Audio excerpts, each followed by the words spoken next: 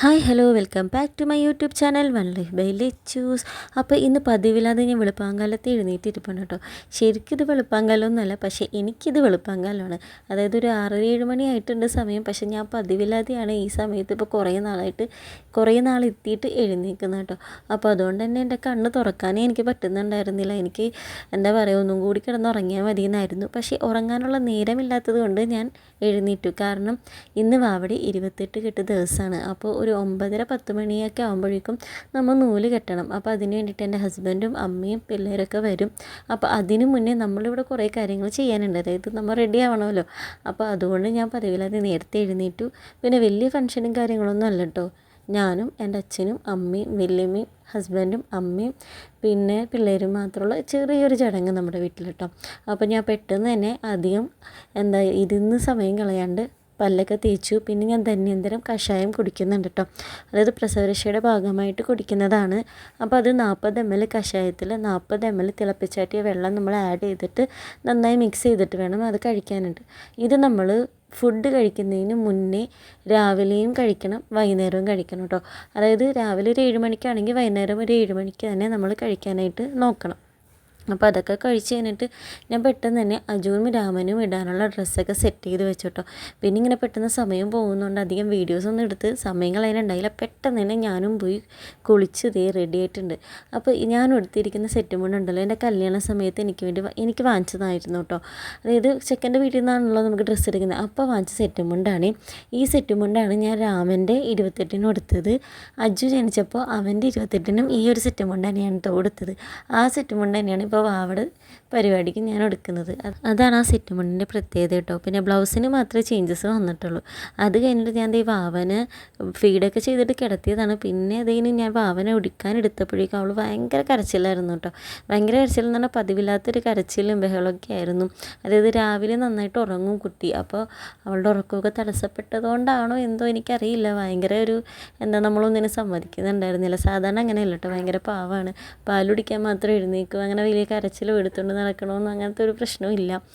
പക്ഷേ ഇന്നത്തെ ദിവസം അല്ലെങ്കിൽ നമുക്ക് എന്തെങ്കിലും ഒരു കാര്യം നടക്കുന്ന ദിവസം പിള്ളേർ ഇത്തിരി അലമ്പായിരിക്കുമല്ലോ. അങ്ങനെ ആ ഒരു കരച്ചിലും ബഹളമൊക്കെ ഉണ്ടായിരുന്നു. വാവ് ഒരുക്കാനൊന്നും സമ്മതിക്കാനുണ്ടായിരുന്നില്ല.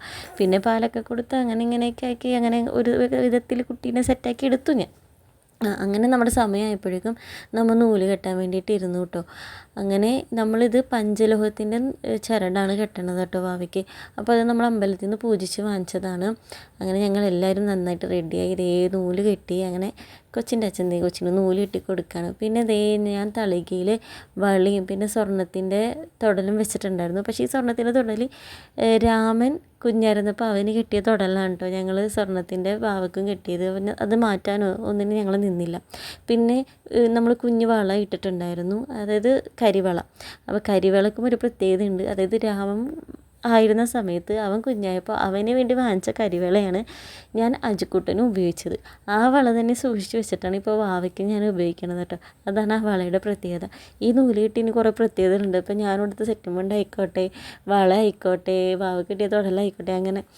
പിന്നെ രാമൻകുട്ടൻ കുഞ്ഞായിരുന്നപ്പോൾ ആദ്യമായിട്ട് എൻ്റെ ഹസ്ബൻഡ് വാങ്ങിച്ചുകൊണ്ടുവന്നൊരു ഡ്രസ്സുണ്ട്. അപ്പോൾ ആ ഡ്രസ്സ് ഇട്ട് രാമന് ഞങ്ങൾ ഫോട്ടോ എടുത്തിട്ടുണ്ടായിരുന്നു. അത് ഞങ്ങളുടെ കയ്യിൽ വെച്ച് പിടിച്ചിട്ടുള്ളൊരു ഫോട്ടോ ഉണ്ടായിരുന്നു. അത് തന്നെ അജുക്കുട്ടനും ഞാൻ എടുത്തിട്ടുണ്ടായിരുന്നു. ആ ഡ്രസ്സ് ഞാൻ സൂക്ഷിച്ച് വെച്ചിട്ട് വാവനെയും പിടിച്ചിട്ട് അങ്ങനെ ഒരു ഫോട്ടോ എടുത്തിട്ടുണ്ട്. അപ്പോൾ അത് ഫോട്ടോസിൻ്റെ വീഡിയോസൊന്നും എടുക്കണത് നമ്മുടെ കയ്യിൽ ഞാൻ എടുത്തില്ല. അതൊക്കെ ഞാൻ പോസ്റ്റായിട്ട് അപ്ലോഡ് ചെയ്യാം കേട്ടോ. എൻ്റെ ചാനലിൽ നോക്കിയാൽ മതി, പോസ്റ്റായിട്ട് ഇടാം കേട്ടോ. പിന്നെ ഞങ്ങൾ വാവനൊന്ന് സെറ്റാക്കിയതിന് ശേഷം വീണ്ടും കുറച്ച് ഫോട്ടോ സെക്ഷനും കാര്യങ്ങളൊക്കെ എടുത്തു. പക്ഷേ ഒരാൾ മര്യാദക്ക് നിൽക്കുമ്പോൾ അടുത്ത ആൾ മര്യാദക്ക് നിൽക്കില്ല. പിന്നെ വേറെ ഒരാൾ മര്യാദക്ക് നിൽക്കുമ്പോൾ പിന്നത്തെ ആൾ മര്യാദക്ക് നിൽക്കില്ല. അങ്ങനെയാണ് കേട്ടോ. എന്നാലും എങ്ങനെയൊക്കെ ഒരു ഫോട്ടോ ഒക്കെ ഒപ്പിച്ചു. അത് കഴിഞ്ഞിട്ടാണ് ബ്രേക്ക്ഫാസ്റ്റ് കഴിക്കാൻ വേണ്ടി ഇരുന്നത്.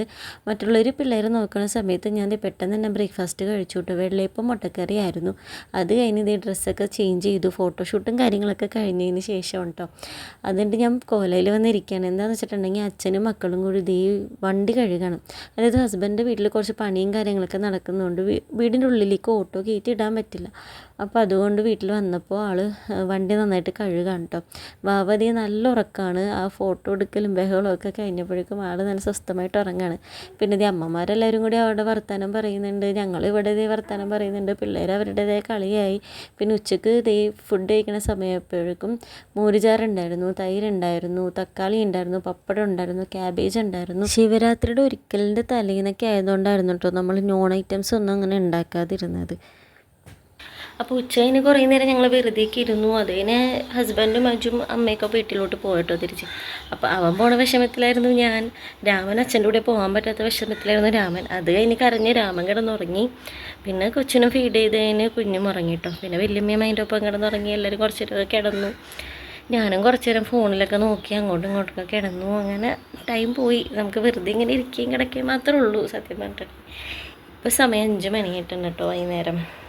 പിന്നെ വൈകുന്നേരം ആയപ്പോൾ ഞങ്ങൾ ചായ കുടിക്കാനിരുന്നു. അപ്പോൾ ചായ കുടിക്കുമ്പോൾ അറിയാമല്ലോ ഞങ്ങളെല്ലാവരും കൂടി ഒന്നിച്ച് വർത്താനമൊക്കെ പറഞ്ഞ് വീട്ടിലുള്ളപ്പോൾ ഞങ്ങളെല്ലാവരും അങ്ങനെയാണ് കേട്ടോ.